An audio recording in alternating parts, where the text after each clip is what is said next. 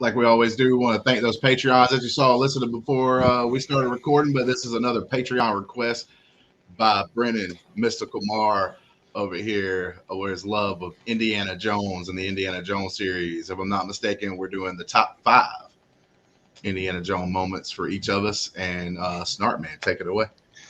Thank you, Justin, and thanks, Brennan, for suggesting this to us. No problem. Wrapping up our Indiana Jones coverage for a good little while, unless somehow they decide a sixth movie is is Probably somehow not. coming through. It may be a difficult ask, but yeah, the 5 best things we think happened during those 5 Indiana Jones movies, and we wouldn't be gracious hosts if we didn't let Brendan say a couple of things about Indiana Jones if he'd like, or if he'd want to go straight into his top 5. But Brennan, it's the end of the Indiana Jones cycle for us. For you, how do you feel about maybe the end of the story, maybe the end of Indy's story here? I like Indiana Jones 5. Yeah, I make no apologies. it's funny. I like all the Indiana Jones films, and I'm excited just to talk about them. And I know that the original idea was to do this episode right before Dial of Destiny Mm-hmm. came out, but things sort of got in the way. So the cultural zeitgeist has sort of moved on to Yes. Barbie, to Oppenheimer, which is fine. Mhm. Though, oddly enough, Indiana Jones and the Kingdom of the Crystal Skull has a connection with Oppenheimer because of all the nuclear testing. Sure. And yeah, so I'm excited to talk about this. So I don't have any honorable mentions because if I were to make an honorable mentions list, we'd be here for hours. Yeah. Certainly have to make mention. This isn't one particular scene, but the whole thing, the music of the John Williams. Sure. Yep. John Williams is the man. The guy wrote bangers after banger after banger. And the Indiana Jones music is extraordinary. It is, I Obviously, agree. we all know the main themes, but some of the minor themes are just as amazing. Sure. So, shout out to him. Yep. Yeah. Shout out to Ham- John Williams. Hambone, what's number 5 for you? Mine's probably going to be deferring a lot from like what you probably guys have listed and everything else, because mine's going to probably be more along the crazier moments, because that's some of the things that I did like about Uh-oh. Indiana Jones. But number 5 is iconic. I mean, it might even be some people's number 1, but my number 5 is straight up when he walks out, guy with the swords doing all the fancy moves, and he just shoots the guy with his gun. So like that'd be my number 5 moment in Indiana Jones. Like I said, some people that might even be their number 1. That's probably the most talked about, or one of the most talked about moments in Indiana Jones, just because of how it was done, how it was shot, the stories behind it, and everything else. Like basically almost being an impromptu thing where Indiana Jones is just like grabbing the gun and doing the thing, and they decided to go with that shot and that way to do it. And it's hilarious and it makes sense, and it's funny and all the good stuff. So yeah, that's going to be my number 5. Indiana Jones shoots the swordsman. It was an improv scene too, which makes it so special, and that everybody in the cast and crew was dealing with food sickness at the time, except for Steven Spielberg, because all I guess he ate were these canned SpaghettiOs when he brought them over to Africa. So he was the only one. He's the only one that survived. But yeah, fantastic. I had that on my list. I'll say I had it a little higher. Now, my number 5 is just a moment. And I actually use this quote quite a bit when I say something that I know for certain because of experience. Elsa and Indy, I believe, are in the catacombs underneath the library in Venice. They see a drawing. They see it's a picture. And Elsa asks Indy, "What's that?" He says, "The Ark of the Covenant." She says, "You sure?" He says, "Pretty sure." That's it. I love that scene. Yep. Nice little callback there. Yes. Odd that it would be drawn there, but yeah, whatever. It's odd. It's an odd thing. Number 4 for Brennen. Number 4. Yep. Oh wait, he We never didn't really give my said his number number five. 5. He was just giving props to Oh, John. I'm sorry. I thought he was talking about number 5. He was giving Okay. props to John Williams, so he technically, Yep. I don't think, said his number 5. So go Yeah. ahead, Brandon. Get your 5 in there. My number 5 is Indy's origins in Indiana Jones and the Last Crusade. Nice. Where he goes, it's more of the sequence than a scene. Of young Indy, played by the late River Phoenix, Mm-hmm. finds the Cross of Coronado. He's being taken by some guys led by a fellow who they call Fedora in the screenplay. Yep. And goes on this pretty interesting chase. It's like an Indiana Jones film in a nutshell. Basically, the solo Star Wars story of Indiana Jones. Beautiful shots of the Monument Valley. Some really great, just fun chase scene. With, of course, Indy, we see his fear of snakes, where he gets the whipped, where he gets the cut on his chin, where he even gets the hat. Of course, we see a shot of Indiana, the dog. Yes. And we see, of course, his dad being too obsessed with studying the Grail to pay attention to his kid. So it's all in this really nice nutshell. Great action scenes, wonderful music. And I think the cherry on top of that scene is when Indy actually escapes from them on the train, and Fedora at first is kind of upset that Indy got away. But then he makes a little smile. He's like, I like this kid. Mm-hmm. This kid's got guts. And then later he says, you lost today, kid, but that doesn't mean you have to like it. Gives him the hat, and then that great transition to later. It's just a great way to start an Indiana Jones film. It's fantastic. Really miss River Phoenix. Also, I read that in the beginning when they first doing the story, Fedora was supposed to be Abner Ravenwood. So that would have been a nice reveal. Interesting. Yeah. Interesting. But yeah, it's a fantastic scene, and all the Indiana Jones get that first scene down. I think they were all terrific. Justin, number 4 for you. All right, man. Number 4 in Indiana Jones. It was kind of tight. What I wanted to go with here, but I'm gonna go with a scene from Indiana Jones and the Temple of Doom when they're on the what do you want to call it, the rope bridge, and he's got the sword. Now he's the one with the sword. Mm-hmm. And that moment where he's just like looking back and forth, he's kind of trapped, and he just decides what the hell, and he cuts that bridge in half, and they all go falling, hanging on for dear life as all the other guys are falling into the river with the crocodiles. Crocodile River. Yeah, I love that scene too. That's a good scene. That's a very good scene. I went for a Temple of Doom scene myself in number 4, but I went for Mola Ram. Definitely plucking a man's beating heart out. Yeah, out of his chest. Yeah, and the dude survives. Yeah, he survives. He survives. He has a good extra 15, 20 seconds until he's dipped into the lava. Yeah, but he's alive during that time. Yeah, it's a pretty neat trick.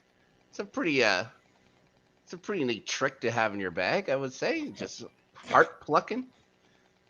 But anyways, that's number 4 for me. Kalina. I mean, they're both great scenes. Oh Both yeah. great scenes. The World Bridge is classic indie, like, say hello to Kali in hell, Mm-hmm. And then the heart ripping out. I mean, that's like pure 80s fantasy right there. Mm-hmm. Yep. And of Right. course, creating the PG-13 rating, It did. more or less. Yeah. So, yeah, I know a lot of people have a hard time with that movie, but hey, it's got some great scenes in there. It's one of my Yep. favorite, man. It's still one of my favorites because like I love some of the cheesiness in there. Yeah. Mm-hmm. I've always been a big horror fan, even when I was young. So like the dude ripping out the heart and stuff was like really super cool and dark and like got the horror vibe to it. So it's always been one of my favorites. And it's got the It coolest is name, good Temple of stuff. Indiana Jones and the Temple of Doom. You know what I'm saying? Mm-hmm. Like, come on, bro. It's got the coolest name out of all of them. Indiana Jones and Spielberg and Lucas just went through divorces. That's a right. That's a right. That might explain a few things. Yeah. They had a little anger. They had a little anger, a little bite to them going into this movie. Mm-hmm. Number 4 for you, Brennan. North Thor is the Well of Souls in Raiders of the Ooh, Lost Ark. yes. So the whole headpiece, that's like the first quest in the movie, is Indy knows that Abner Ravenwood got the headpiece Mm-hmm. of the Staff of Ra. So he flies to Nepal to meet up with Marion. Because he figures that Abner and Marion are still hanging out together because they're father and daughter, and he doesn't realize that Abner's dead. And they have all that thing with Marion, which I'll just get it out of the way. The age difference that we learn about, Yeah. is a little troubling. But hey, Uncool. this It's is uncool. 1981, so we weren't so circumspect back then. I guess not. But anyhow, so the headpiece, we get that. And we know that Tolt, the German, is looking for it. Mm-hmm. And then, of course, there's a whole fight scene there. But so the Nazis only have the one half because it gets burned into Tolt's hand. But they read the letters and now they know how big the staff is that they need, where they got to go, and things like that. Right. So Indy gets into the Well Souls. Great John Williams music in that scene. It's that very creepy kind of. So Indy, puts the headpiece on the staff. The music's building and the sun comes through and points at the area that they need to be digging. Because it turns out the Nazis are digging in the wrong place. Mm-hmm. Like they always do. Typical Nazis. Yep. Stupid Nazis. Yeah, the music, the cinematography, the way that it just builds up, and the little model of the city. I mean, it's just really cool. And That's like pure Indiana Jones right there. it looks so good. It's a physical set as well. Like they could look prettier maybe if they would have done it like if they redo it with a CGI kind of looking Well of Souls. They could add extra things and stuff like that. But just a physical set and just the feeling just makes it all feel more natural. Yeah, terrific. There's so many great scenes in Raiders of the Lost Ark, but yeah, I really love the Well of Souls scenes as well. Good pick. Mm. All right, Justin Hambone, you got number 3 there, pal. Number 3 is when he talks to Chewbacca. No, wait. Oh. Wrong thing. I floated off into the other universe there. Home? Number 3 reminds me of a very serious scene in the movie Platoon. Because you have the guy running in Platoon and he's got the guys chasing him and they're shooting him and he's like, boom, boom, boom, boom, boom. He does the epic fall. It's on the cover of the VHS from back in the day. Mm-hmm. But yeah, it reminds me of that a little bit, but it's a funnier version of that, and that is Indiana Jones in the very first movie, uh, running as fast as his legs would take him, running his ass off away from all those like indigenous people in that area that they were in, as fast as he can to get to the boat. And then like I found it even more funny that he's getting chased by all these people that are trying to kill him with these like arrows and everything else, and he gets into the airplane, and just to find his biggest fear was a big ass snake crawling around in his seat. Reggie the snake. Jack, start the plane, Jack. Yep. That whole scene of him running, because like it was so serious, he almost got crushed by a boulder. The guys that was with him all either ran away or got killed, and then he had that serious scene where the guy he's against is basically got him trapped, but he ends up getting away, and he's got all these people chasing him and stuff, so super serious. And then it jumps right into this like funny moment of him, can't start the plane. The one guy's trying to fish and everything. That whole scene to me was like a perfect Indiana Jones scene, because Indiana Jones is serious, but it had the spots where it could be funny if it was done the right way. Now I do think that some of those things went into the wrong direction later into the films, a little bit too much. Some people will say even in Temple of Doom it went there too much, a little bit too much. But like, but having that trying to have that perfect balance, especially the first movie, I think that's why it's one of the greatest movies, because it's got that perfect balance of being funny but also being super serious at the times, and nothing kind of collides with each other. It's just like perfect timing. It's kind of like it reminds me a lot of probably one of the most famous action films of all time, Die Hard.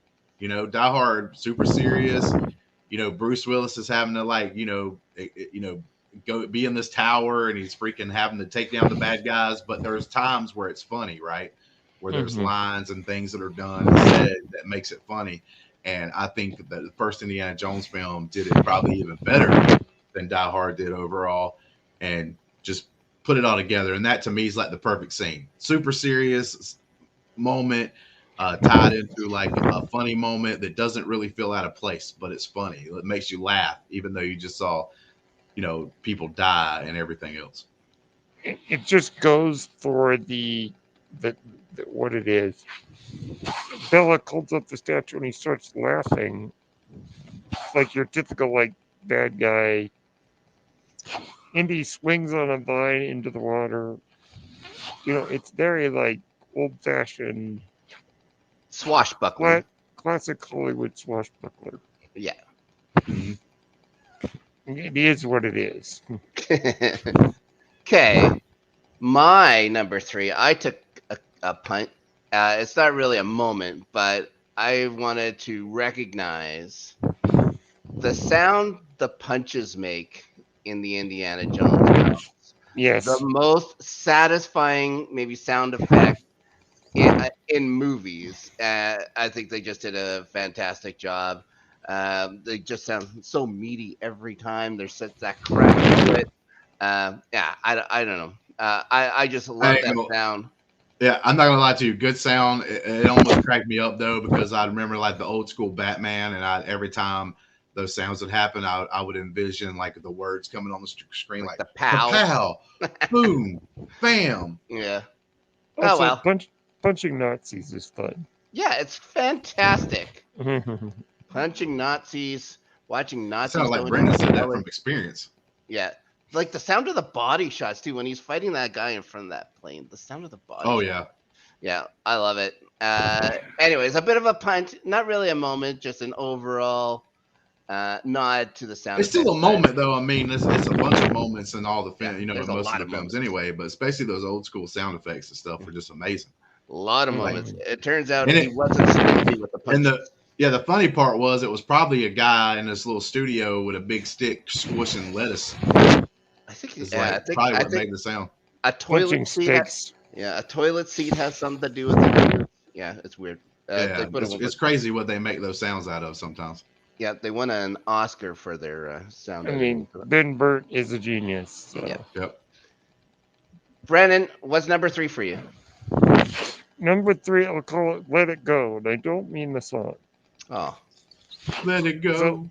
Let Indy it go.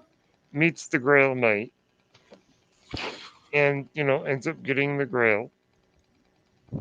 But the Knight tells him you can't go past the Great Seal Mm-hmm. with the Grail. You can't do that. So Ilsa doesn't really see any significance to it, other than, oh, it's just a piece. It's just a piece to put on a shelf somewhere. And Indy's like, well, don't go past the seal. And she does, and the ground all breaks up and cracks, and Indy, tries to save Elsa, but she reaches for the Grail, and he's like, I can't hold you if you do that, but she doesn't stop, and then she falls. Mm-hmm. It's temptation, man. But Get the then, power of God right there, yeah, not even that far away from you. but So then like, the ground rumbles, and Indy falls in. He's holding on to the edge. He's trying to get the Grail, trying to do the same thing. And his dad grabs his hand. He's like, Junior, we gotta go. And Indy's like, I can get it. And then he says, Indiana, let it go. And then he does, and they escape. And Henry Jones Jr. later says, Ilsa thought she had found her prize. She didn't see what the significance of it was. And ultimately, at the end of the story, we realize it's not about the Grail at all. It's about the relationship between Indy and his dad. And his dad calling him Indiana is a beautiful moment. I could see that because like once you find out that the Grail really couldn't have never left, anyway, because if you left that room with it or whatever, and went into went across the seal, like you were going to get eaten alive by the earth. So like the story to a lot of, it's one of those things to where the main plot of the film turns out to be not worth anything, to be honest, because nobody would have been able to get it and use its power really to dominate the world or anything like that. Because like you said, the real story was Indiana Jones and his father getting back together. Yep. And so that scene, I think, is a beautiful moment because that's where father and son finally reconcile. Yeah, terrific scene. It's a beautiful moment. Justin, you got number 2 there, buddy. Number 2 is probably going to be a hot take, man. It's my favorite chase scene in all the series, no matter what, 1 through 5, and it happens to be from probably still my favorite, the Temple of Doom, baby. The freaking I don't know what you would call it, but like the rail car scene, the rail car chase. Being back down there in the tunnels and stuff like that, and they get on those like rail cars or whatever, and they're like boom, and they go and mine carts, whatever they call them. They get on the mine carts, man. That scene to me is one of the greatest chase scenes in all of history, done in a creative way. It had that going on, plus you had the water stuff happening at the same time, like coming after them. You had the bad guys and their little mine carts like flying down there, looking like the Seven Dwarfs, and Snow White coming at them and everything with their guns and all this. But it was like this really cool, funny, entertaining chase scene. I don't recall the Seven Dwarfs having guns. No. Well, the Seven Dwarfs didn't have guns, but they worked in the mines, Brandon. The Seven Dwarfs worked in the mines getting them gems. I'm trying to relate it to something. Interesting mental image. I'm just relating it to something that's kind of in the news and stuff right now with Snow White being announced and everything else. But like, with that being said, here we go. This scene is kind of goofy at times, but it's also super amazing. I've always thought it was super amazing to me that you go back and watch it today. Yeah, there's a couple of parts in it that you can pick out and be like, man, you could tell this was made in the 80s and early 80s or whatever. But like, to be honest with you, man, it still holds up to me. And it's a really cool chase scene. I would never realize or ever know how they truly did that. You know what I'm saying? Especially back in the 80s, like how they were able to put a scene like that together and make it look as realistic as they did. Yeah, like I said, you can nitpick it today going back and watching and seeing some of the points to where you're like, oh, yeah, you can tell that this right here is this or this right here is that. But it's like, man, the way they were able to put things together like that just amazes me today. So it's up there, man. The mine cart. I'm honestly surprised you didn't put that at number one, because when we were doing the review, yeah, we focused on that minecart quite a bit, and I know how much you enjoyed it. So I am excited to hear what your number one moment will be if the minecart chase isn't number one. Number two for me was we had already mentioned Indy shoots the sword spinner. We've already talked about it quite a bit, so I think we can go on to Brennan's number two. Yeah, see, I told you. So, like, even somebody on the panel had that one ranked higher than I did. Oh, I yeah. knew that was probably going to happen. Yep. All right. So I've got my number two is at the what they call the Temple of the Grail in the Canyon of the Crescent Moon. They're the three challenges. Sure. Well, the last one's called the Path of God, which is those making a leap of faith, as it were. And oddly enough, this scene gets brought up a lot at my church meetings. It's a really great scene that illustrates the power of faith. Mm-hmm. Indy's got to get the Grail to save his dad. So he's on the clock. And all he sees is this big gap. And he's like, I don't know what to do. But to just have faith and take that step. And he does. And lo and behold, there is something solid under his feet. It was there the whole time. He just couldn't see it from his perspective. And to me, as a religious person, taking a leap of faith is not easy. Usually what I find with faith is the path is always there. Sometimes you just can't see it. But it is there because in this temple, it's painted to look like the rock wall on the other side. Mm-hmm. So it fools the eye. And so Indy didn't think there was anything there when there was. And it's a beautiful moment of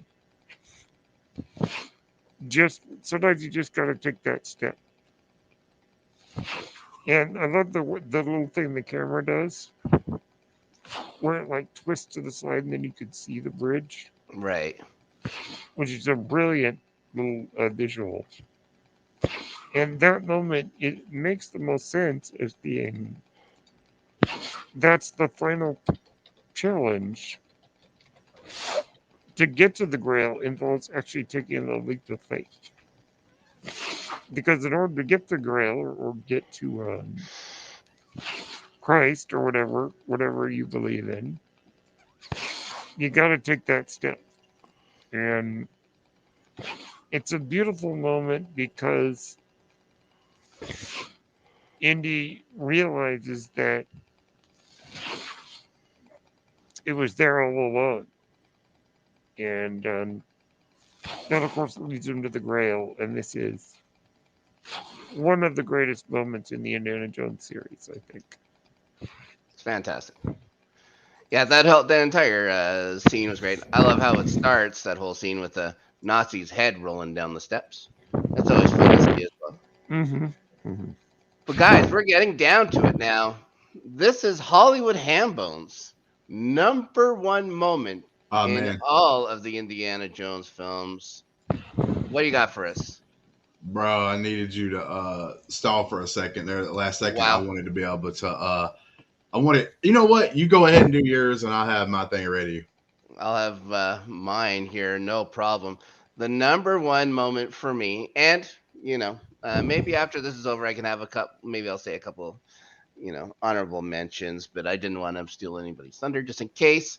But number one for me. No, you know what? No. You took too long. How dare you, sir? You How took too dare long. you? So now I'll go Yeah, ahead and I say did my the number song one. for you. My number one thing is because I think the opening sequence of Indiana Jones, I've already talked about it, is one of the greatest opening sequence of any movie of all time. My favorite movie is actually truly 100% the beginning. I wanted to pull up a picture, and it doesn't really do it justice in picture format, but it's good enough.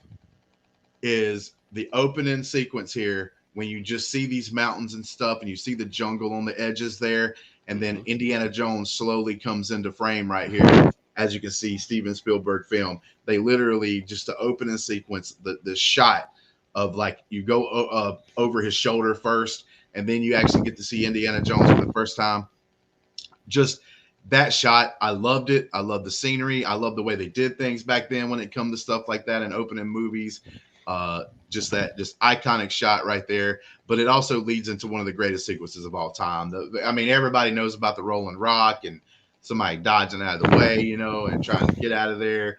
Just the whole thing. That was to me, the perfect setup for a franchise. Literally, the first 15 minutes of that movie set the whole franchise up. You pretty much knew what you were going to get from start to finish, what kind of movies it would be.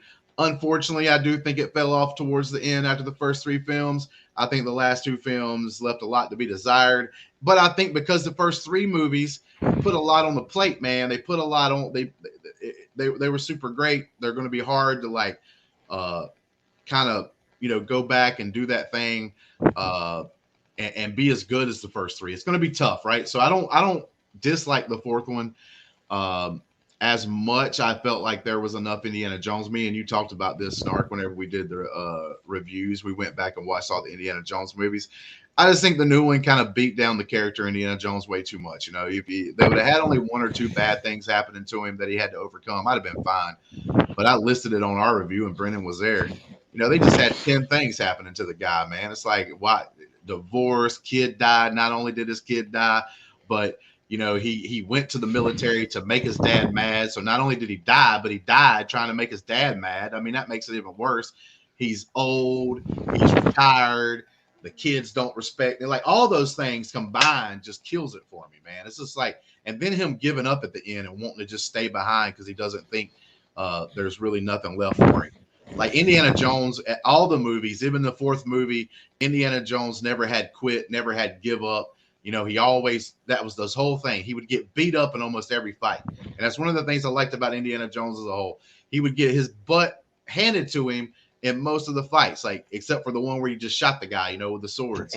But like in all the other fights he had, he pretty much got his, butt handed to him for most of the fights, but he never would give up and he'd come up with a way to overcome, just like that guy you were talking about that he ends up getting with the plane propellers, like as he gets chopped up.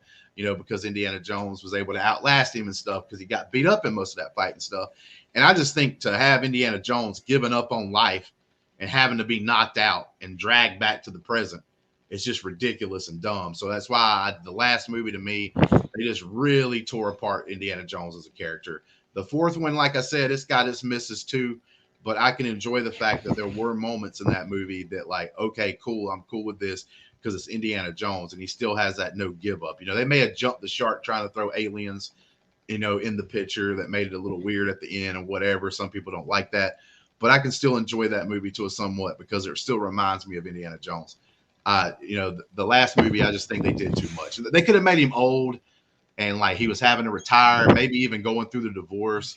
But you didn't have to do all the other things. You know what I'm saying? Sorry, I had to go on that tirade. That's just my opinion.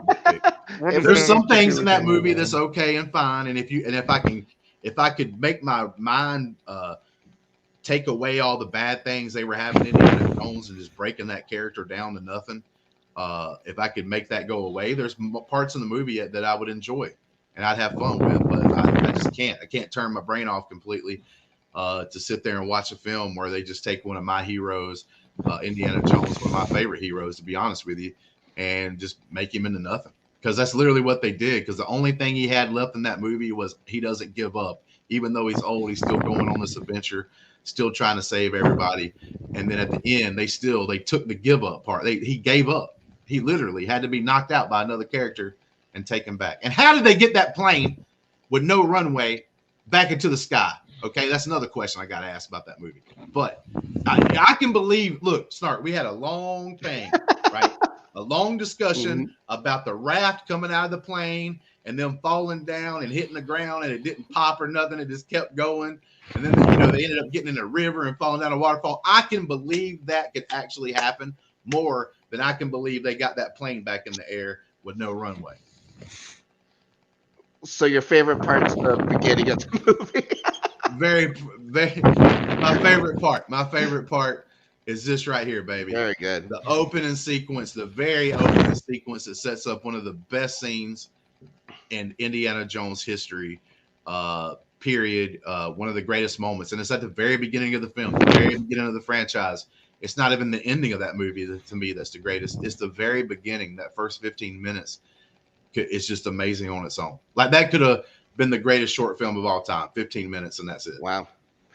I love the font that they used. They used it in all the movies except for Temple of Doom. They used those big, the ones they use for like all the covers of their DVDs and posters and stuff now. But I really like just that simple,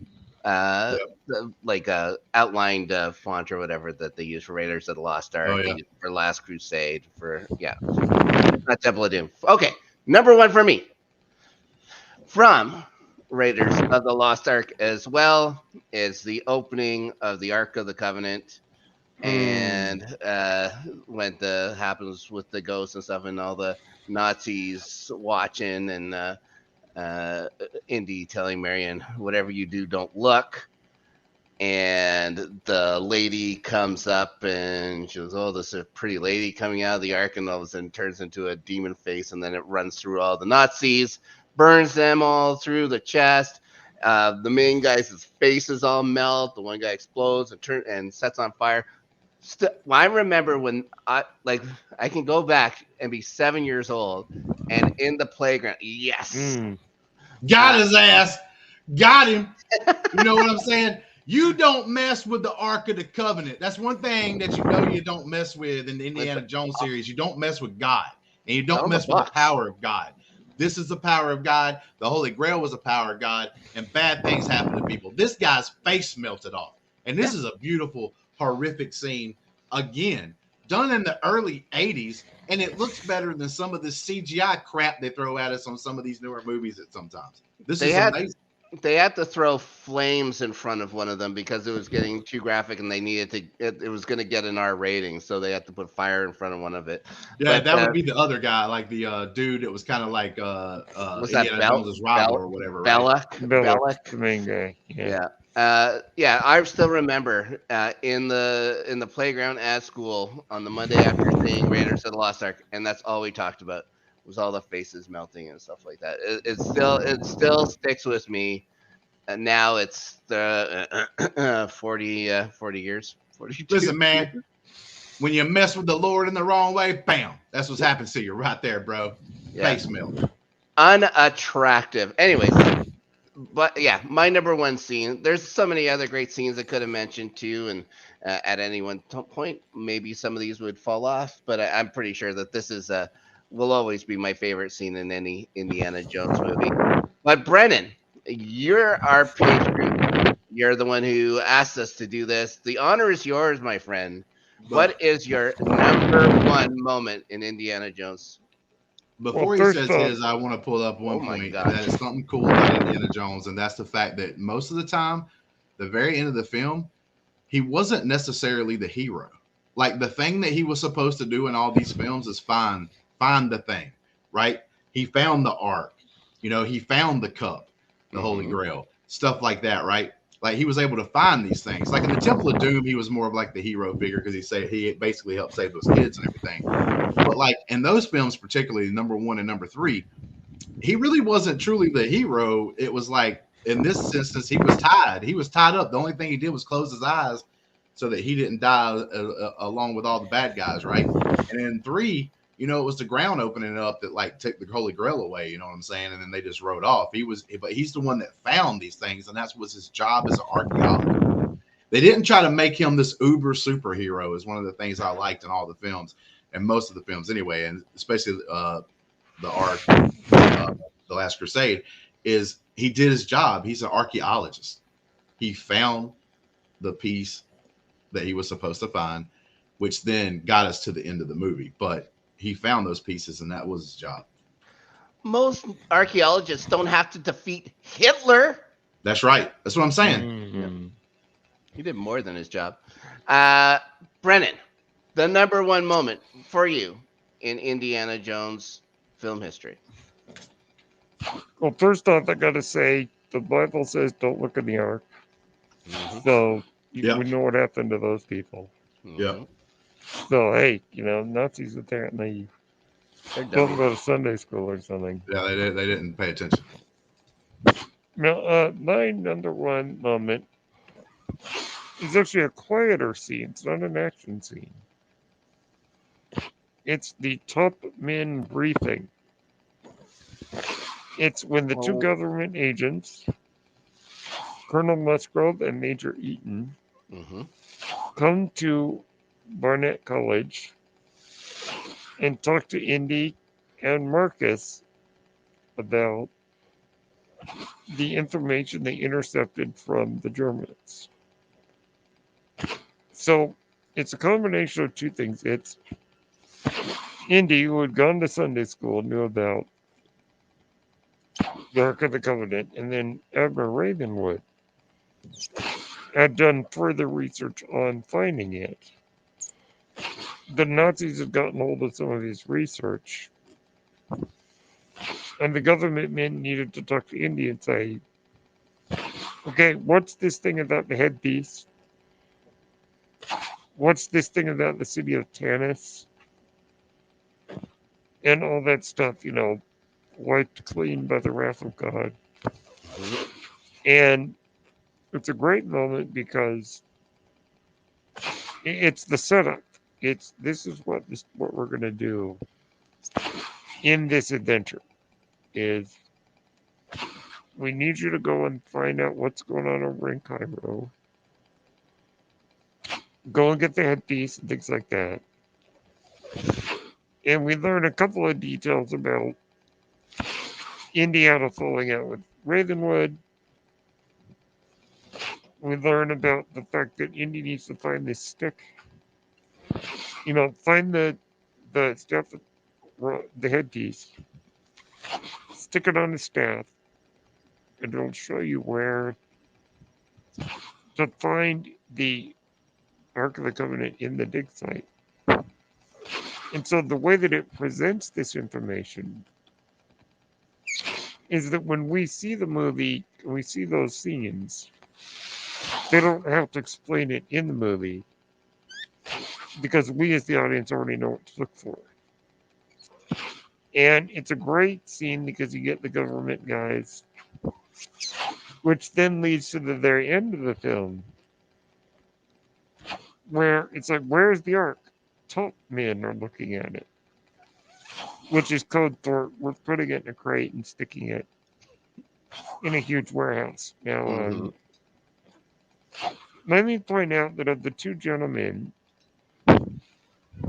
the chubbier one, Major Eaton, is played by William Hootkins, who fans of Batman and fans of Star Wars will know. In Star Wars, he was Porkins, the first guy killed in the Death Star attack. Mm-hmm. And in the original 1989 Batman, he's Eckhart, the crooked cop that's in the pocket of the gangsters. Mm-hmm. And so he's a familiar face. But it's just a really fun scene. We get to see Indy being a professor. Marcus gets to throw in a few things. And that great image from the big Bible that he has. The image of the Ark of the Covenant with, the Israelites carrying it in Mm-hmm. front of them when they went to battle. And the horrible destruction it wreaked upon the enemies of God. And of course, I think the Nazis qualify as enemies of God. Oh yeah. So it's a great scene. I love it. It's my favorite scene in the whole series. Fantastic. I love that scene as well. Yeah, if you didn't bring up Porkins, I was 100% bringing up Porkins. I just think that's so Oh, yeah. fun. I love it. You would have said loosen up or something like that. So, yeah, whatever. Yeah, terrific scene. There's so many great quiet scenes. Like Indiana Jones wasn't just about the punching and stuff, but like the stuff with him and Marion on the boat, for example. The stuff with Indiana Jones and his dad when he first finds him in the castle in Austria and stuff like that. So many great quiet scenes in Indiana Jones. It was so well done. Um, even going on into Kingdom of the Crystal Skull, I started to really appreciate that on its rewatch. And I'm sure the next time I rewatch the Dial of Destiny, that I'm going to find more scenes that I'm going to appreciate more. But again, I did like the Dial of Destiny. It just wasn't. I just didn't think it would belong in the upper echelon of the Indiana Jones movies. But it is what it is, and And it had don't great moments. You know my my biggest thoughts. thing, You know my my biggest thing, thoughts. yeah, my biggest things is even with Star Wars and with this franchise, even if you don't like some of the last things that have been done with it or whatever, like, listen, man, I just said earlier a good 5 minute rant on one thing I didn't like about the Dial of Destiny, but never did I mention and never will I ever mention that it ruins the franchise for me, because it doesn't. I can go back any day I want to watch the original 3 movies and even the Crystal Skull if I wanted to, and it doesn't ruin those movies. That movie doesn't affect those movies at all. I can still go back and enjoy those films and love them and everything else. I just really hate the rhetoric, when people try to come on the internet or online, and when something new gets made in a franchise, oh, it ruined did it really? Yeah. Did that movie go back in time and snatch all your childhood memories out of your brain and just wipe all those things clean? You know what I'm saying? They didn't, man. They don't have the power of the Men in Black and their little button they can press. They don't have those powers. That movie doesn't have that power. So you still enjoy the things that you enjoy. Stop trying to act like everybody's trying to take your childhood from you, people. Take a deep breath. Relax. It's going to be okay. It'll be fine. Brennan, thank you so much for getting us to look at our 5 favorite things from Indiana Jones. Thank you so much for being a patron of the Let's Get Ready Network. Guys, if you're watching this, you can come be a patron. Suggest what you want us to watch. Like, we could be watching whatever you feel like. If you want to suggest the soap operas. the best soap operas, for God's sakes. I know that Justin is a born fan and a strict follower of soap operas. Of the soap operas, baby. Yeah. Also, we got Snark and a couple of us. I might even be able to join in on the charade here and do the Buffy the Vampire series or whatever, right? We're doing what we call new show called The Rewatchers Cancel. They're going to be going back and rewatching that. I'm going to try to see if I can jump in as much as I can and watch some Buffy the Vampire Slayer or whatever. I like the cheesy ass movie. Now I like the movie, and y'all have already did like the actual movie, right? The original movie that's been done. Yeah, hey, I like the original cheesy ass movie. I thought it was great back in the day when I was young. R.I.P. Paul Rubens. But on our way out, man, I just want to tell people. Yeah. On our way out, I just want to tell people, man, always fight. And just like Indiana Jones did, especially in the first 3 original trilogy, he never gave up, man. You never give up no matter how bad life gets. It doesn't matter if it gets as bad as 10 or 15 guys chasing after you with their dongs flapping in the wind. You never give up. You never give up. You keep on fighting like Indiana Jones did. With that being said, guys, y'all have a great rest of your time and the rest of your evening, and stay sexy. Just like Harrison Ford. He stayed sexy for 70 goddamn years. What a man.